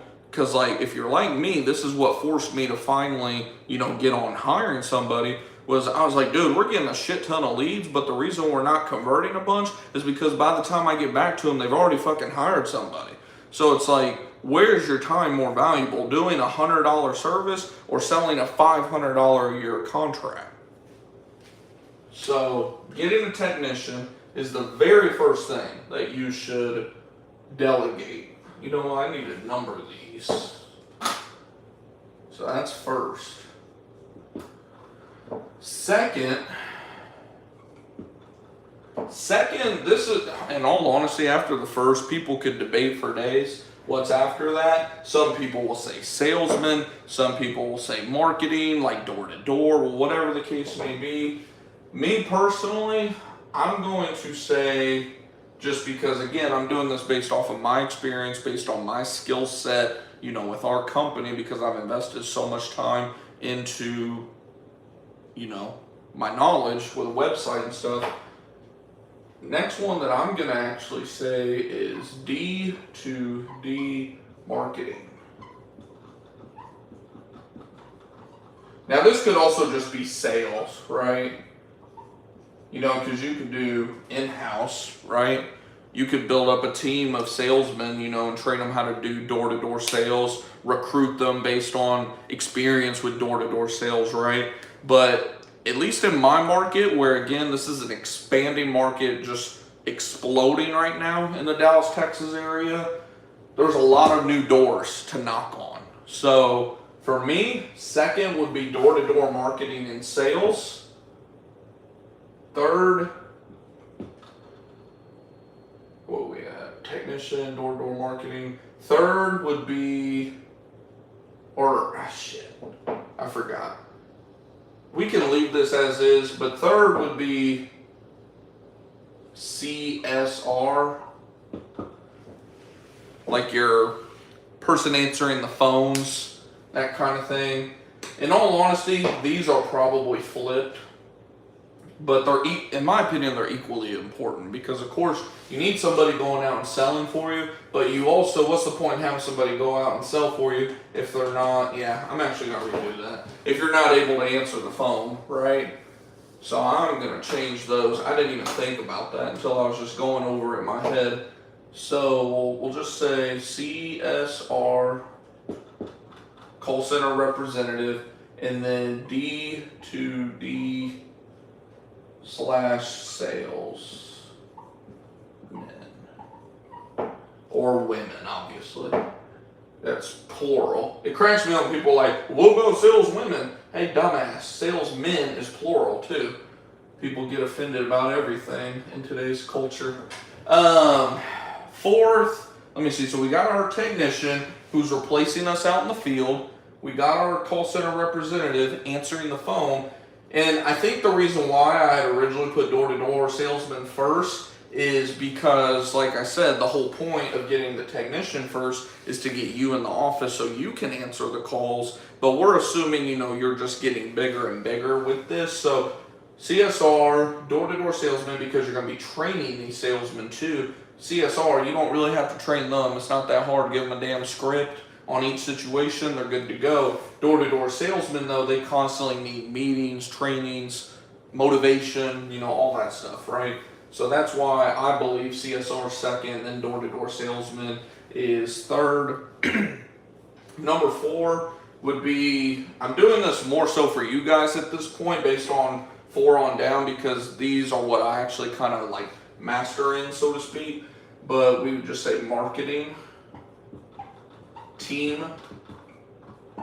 Usually it's going to be cheapest just to hire this out to a third-party company. Oops, forgot my G there. Third-party company, definitely do a lot of research before doing so. Usually a lot of people will go with like Lobster. There's a newer company too called, what's the name of that company? Shoot. It's actually started, I believe, by Alan Draper, who runs the Bug Bucks group. I forget the name of that company though. I haven't worked with them or anything though, so I'm not suggesting them. It's just they're a newer company that specifically is designed for pest control company marketing. But yeah, marketing team would be 4th. Like I said, this for us is kind of mostly going to be in-house. This is what I'm going to be working on the most until, like I said, I decide that I want to just go ahead and hire it out. In all honesty, it's probably going to be one of my next business ventures. When I was mentioning to you guys earlier about all the different companies that I'm going to be, starting over the next 2 to 3 decades, marketing will end up being one of those. But yeah, for you guys, marketing team would be the 4th thing that you're going to want to delegate. If you're wondering what we mean by, if you're tuning in right now as the stream's going on live and you're wondering what do you mean where to start, we're talking about delegation, where to start delegating from top to bottom. The first thing, of course, is get you out of the field, technician. Second thing is get you to not be the one answering the phone 24/7. That's where our CSR comes in. Third thing is get you to not be the one literally doing all the selling. So that's where we have door-to-door, salesman, whatever you want to refer to it as. 4th would be, if you're not going to be doing the marketing in-house yourself, go ahead and hire a marketing team.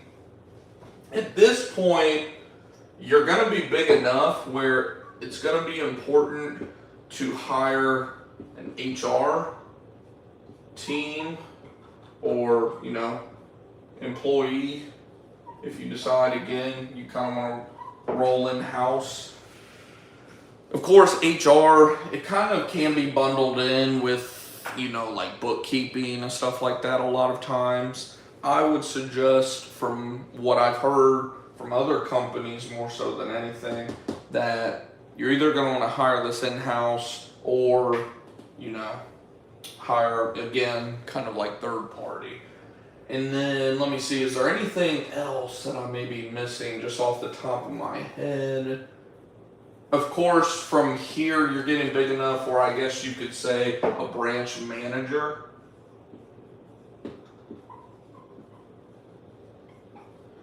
Because now we're starting to really be kind of hands off. I mean, you got to think at this point, technician has turned into technicians. CSR has probably turned into a couple of CSRs. You probably got a couple salesmen. Marketing, like we said, that's probably from the outside anyway, so that doesn't matter. Probably the same thing with, your HR and whatnot. But the branch manager would be taking care of these 3 for you primarily. So he'd be taking care of probably at least 3 to 5 technicians at the minimum, if not more. Probably taking care of a couple of CSR reps. Probably taking care of at least 3 to 5 salesmen for you. So he's taking care of, roughly 10 employees for you. So yeah, that's kind of a quick breakdown. Some people would actually say get your branch manager way back here or even up here. But, everybody's list is going to be different. Who knows? By the time I walk through this entire journey, to put in perspective, we are literally right here. We're right here. So I even myself have a long way to go. We just got, like we said, our first technician. So next step would be the CSR. But again, it's all steps and phases and all of that. So if you want to take a screenshot of that for your, just to take a look at sometime, you can if you wish. But yeah, delegation, like I said, that's kind of the word of the night. And again, if you're someone who's just looking to start your own pest control business to replace your job, then none of that really applies to you, right? You're just looking to kind of replace your income, not have someone telling you what to do all the time, loading you up with 15 to 20 plus stops a day, just beating the hell out of you, right? You're just looking to replace your income. That's totally cool. That's fine. Not everybody needs to be, a quote unquote big company or bigger or small to medium sized company. Like, there's room for everybody in this industry. You could be a one-man show. Solopreneur is what the fancy word is. It's going, the trending topic right now is the whole solopreneur. My brother keeps telling me, man, you should make a video called how to make six figures as a solopreneur. I was like, that's actually not a bad idea for a video, but it's just like I told him, I was like, I'm not a solopreneur anymore, but even when I was like, I hate referring to myself as that, because like I always mention on this channel, I strongly believe in, what you put in your head is going to be your reality. So I stay away from stuff that I know I don't want to be. I don't say, oh, I'm short-tempered, oh, I'm this, oh, I'm that.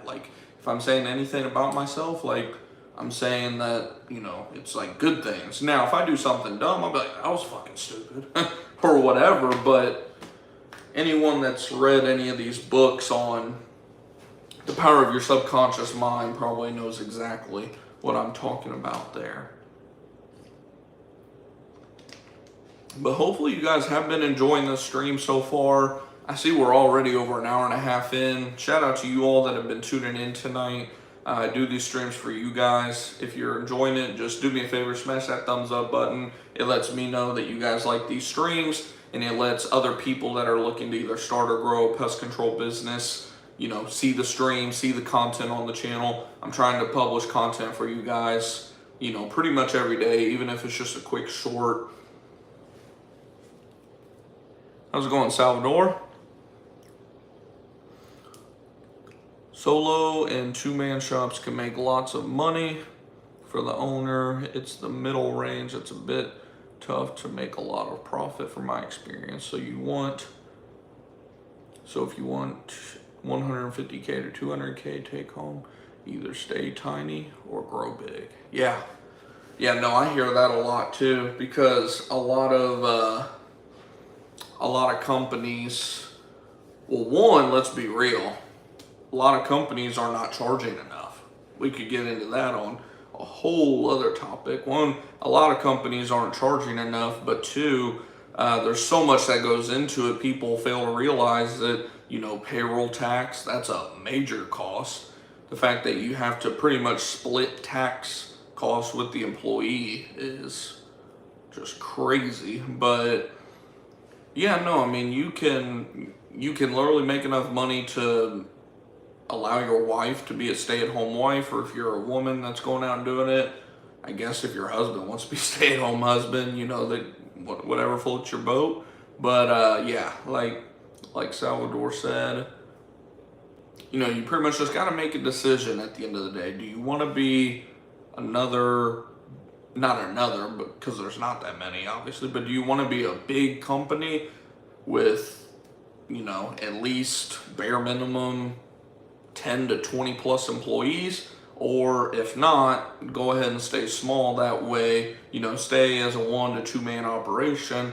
That way, you can still at least maximize your earnings. Because if you try to be in the middle, like in no man's land, there's a reason it's the middle. You're either going one or two ways. You're either going up or you're either going down. You're not ever gonna be staying the same. So, how's it going, Todd? Thanks for keeping me motivated. Yeah, no, I appreciate it. Just do me a favor, smash that like button.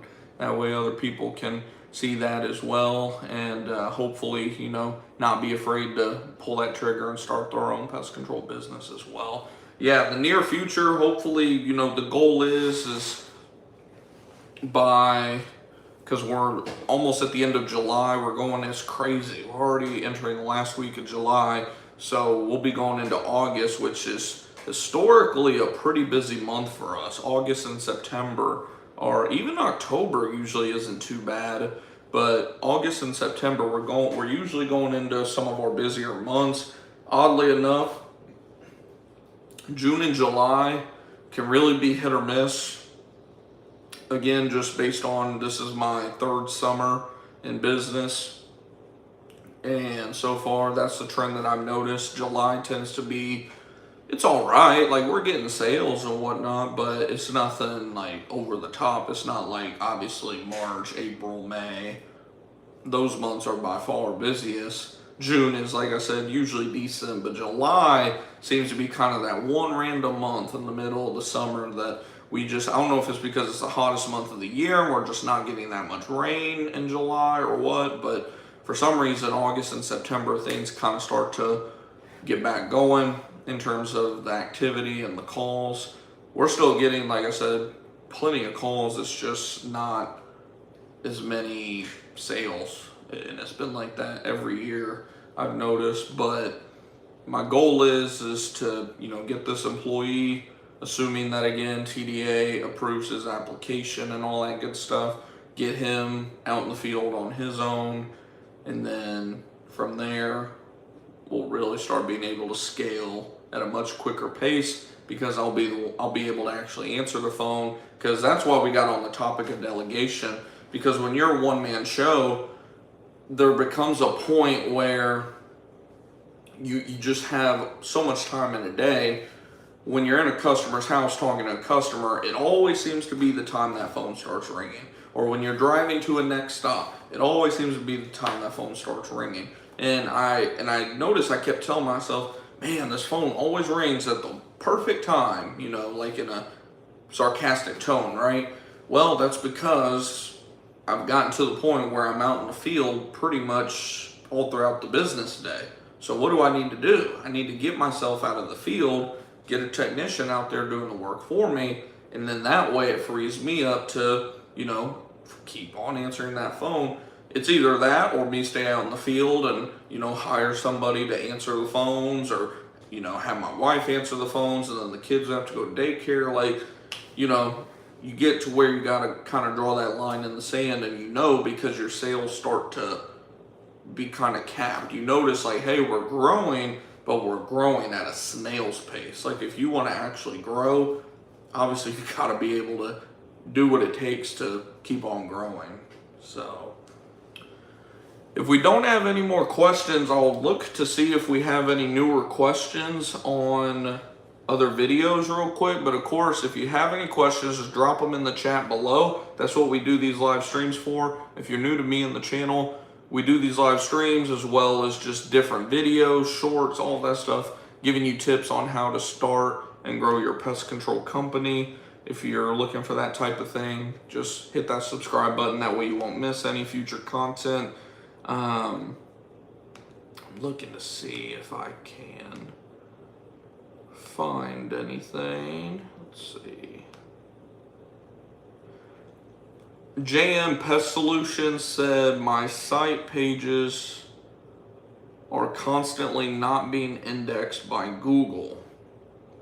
So I really want to remedy that. And this may be the Screaming Frog. So Screaming Frog won't help with indexing. When it comes to Google, the main way for doing that is going to Google Search Console. And then from there, they have a tool in Google Search Console where you can enter your specific web page down to the literal page that you want to see if it's been indexed or not. And from there, it'll pop up either that this page has been indexed and is showing up on Google, or it'll say, this page has issues, or that this page is not indexed, all that type of stuff. It'll even tell you if it's mobile friendly or not mobile friendly. Google Search Console is your best friend for your website. So definitely start with Google Search Console, and you'll probably find everything and then some that you need to know. Oops. Didn't realize that bottle was empty.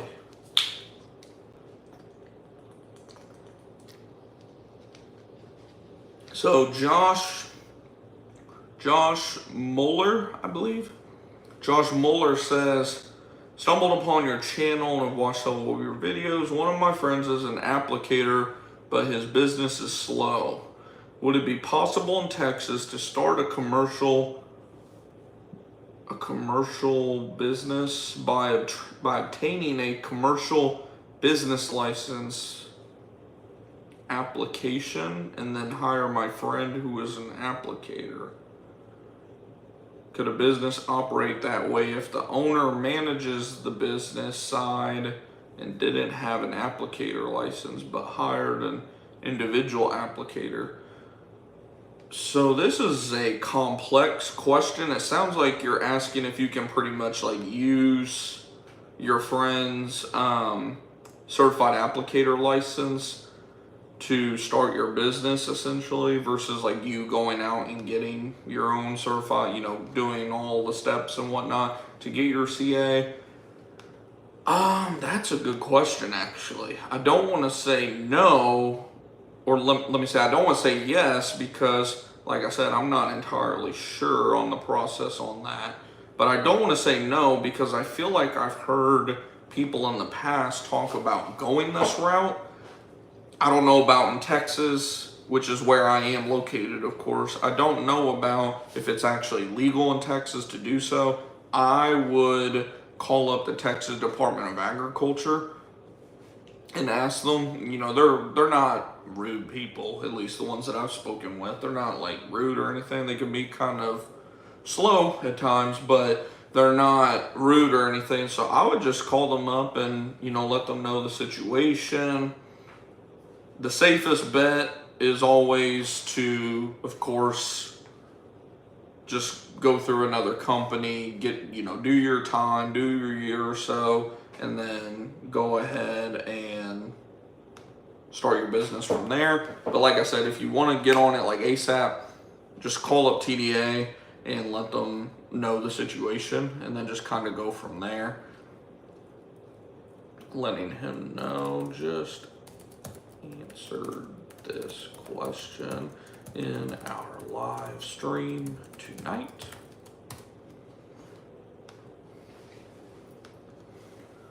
If he is a certified applicator, it can happen. So from what it sounds like, he himself, the guy who asked the question, Josh, does not have any type of license, but one of his friend is a certified applicator who has a business, and business is slow. So he's asking, would it be possible to, start a business and just hire that guy as the certified applicator of the business, which I don't think you can.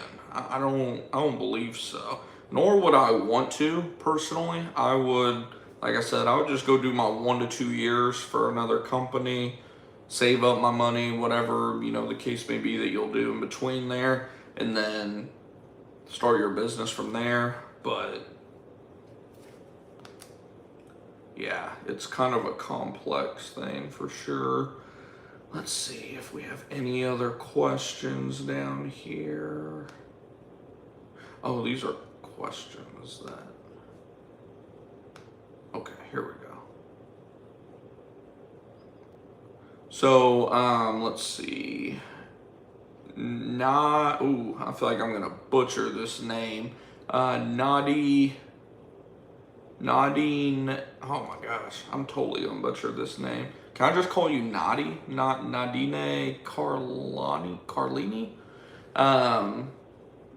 Your last name is Smith. I can call you Mr. or Mrs. Smith. Says, are your payments from customers automatic, or do you send them an invoice to each one? And what software do you use for payments? So, and I answered this like directly to her, letting her know. But for those of you that would be tuning in, in the future that might have the same question, we use, of course, Stripe for our payment processing, which does integrate with Gorilla Desk. Mentioned that a couple times on the channel, but I'm sure I'll mention it over and over, I'm sure. But they integrate together, which makes it super easy for setting up auto draft payments. And then from there, when we go out and do the initial service, if they're signing up on the month-to-month subscription model, we'll get the card on file and then it just charges on the 1st, 15th, you know, whatever date you want to set it as, and then they'll get a receipt overnight every month that lets them know, hey, your card's been charged, you're good to go, that kind of thing. So that's a very common question too on this channel. So I always like to break that down. Let's see if he's okay. So yeah, that was your response. And if you guys have any more questions, just feel free to let me know in the chat. Otherwise, we'll probably be wrapping up here in just a couple minutes. I'm just looking on the actual comments. If you're wondering what I'm looking at, I'm just looking on the comments just from the channel to see if I'm missing any. So I'm back to Spencer's question, which I believe we went over in the other night stream. So yeah, I think I'm all caught up on questions and everything. And then, like I said, of course, if you guys have any questions or anything, just let me know in the chat. Otherwise, we'll probably look to go ahead and wrap this one up. I know we've already been on for almost 2 hours as well. These streams definitely seem to go very quickly. I don't know what it is, but man, the time flies.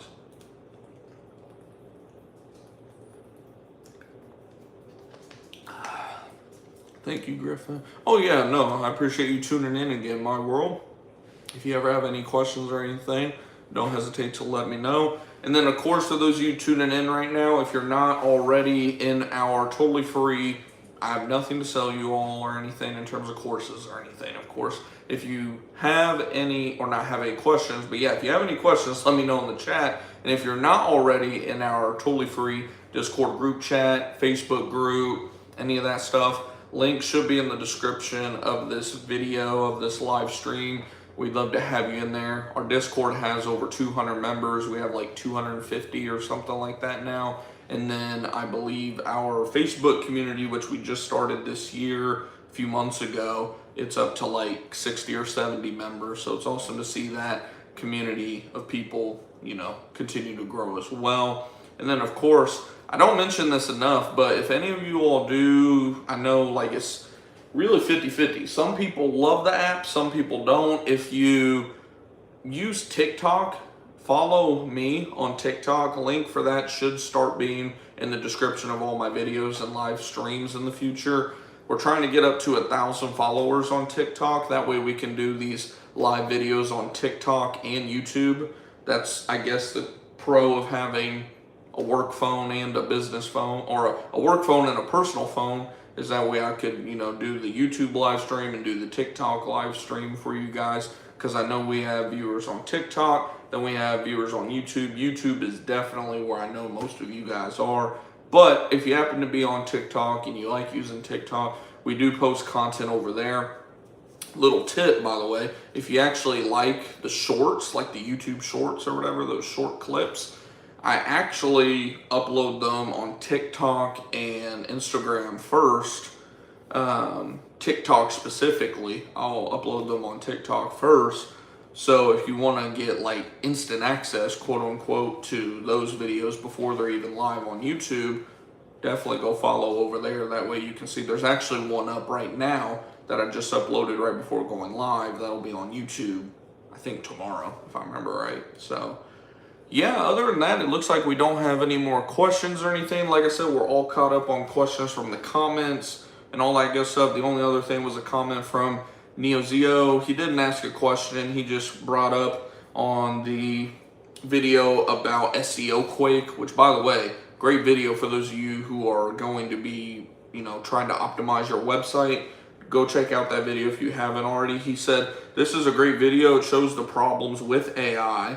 The Dallas issue is a great example. This is why AI can't be given full control. It will take things like how many times the word Dallas comes up in your web page, or it'll make that. So by looking at that metadata alone, Google's going to think that that should be popping up under searches to do with Dallas. And he's exactly right, because had I not gone in there and edited that, then of course my Saxy web page would continue to show up on like page 3. where now, I haven't checked it in like 2 days, but literally after 1 day, it had already gone up a couple positions. And that's without making literally any other changes, without any structuring of the website, like without making any other type of edits or adding any supportive content. Just 1 day it went up 4 positions. So yeah, that's definitely a good point there. And that, like I said, was the video that we did about SEO Quake, was what he was commenting on. That's definitely a great free tool to use because it'll help you find errors in your website, areas where you can improve, all that type of stuff. But yeah, no, other than that, like I said, it doesn't look like we're getting any other questions or anything. So hopefully you all did enjoy this stream. If you did, smash that thumbs up button. If you haven't already, feel free to share it as always with anybody who you think could benefit from this type of content in general. And if you have any questions after the video goes from a live stream to a video, don't hesitate to drop it down in the comments below. And of course, if you haven't subscribed already and you joined in for this whole live stream or the whole video, go ahead and smash that subscribe button below. Man, I'm getting tired. But hopefully you guys have a great night. Keep on going out there and getting the life you and your family deserve. Stay safe out there this week. It's going to be another hot one. And I'll see you guys in the next video or live stream. Take it easy, everybody.